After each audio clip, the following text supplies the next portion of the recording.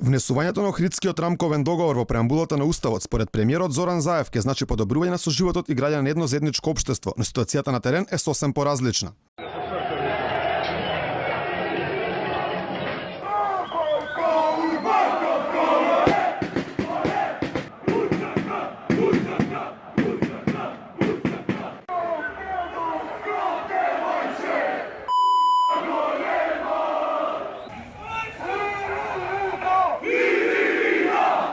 За ширењето националистички пораки, говор на омраза и заштетеното кафуле која важи за македонско во Тетово, Заев се правда дека инциденти имало и ќе има и во иднина. Инциденти имало во минатото и веројатно и ќе има во иднина. Наша задача на сите е да зборуваме гласно за вакви инциденти, да ги осудиме ваквите инциденти. Првиот човек на МВР пак вчера кажа дека пријави за инциденти се уште нема, но се правдаше дека се превземаат мерки од страна на СВР Тетово, како за балистите, така и за војводите, потенцирајќи дека пред се ќе се работи на превенција со двете навивачки групи. Дадовме задача да посебно и во делот на превенцијата во сектор за внатрешни работи поработиме и со двете навијачки групи од Тетово, заради тоа што не смееме да дозволиме да нивни конфликти кои што изобилуваат со таков говор на омраза бидат секојдневни и во Тетово, меѓутоа и во Република Македонија. Алфа постави прашање до балистите зошто во неделата беа пратени тие навредливи пораки и зошто беше оштетено кафулето. Од таму топката префрлја кај војводите за кои велат дека пред тоа тие навредували нападнале албански ученици, иако за разлика од првиот случај за вториот никаде нема видеодокази.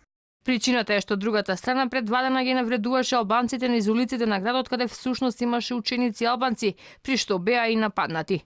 Од СВР Тетово за Алфа потврдија дека во петокот вечерта било пријавено нарушување на јавниот ред и мир, но не ги потврдија наводите на балистите.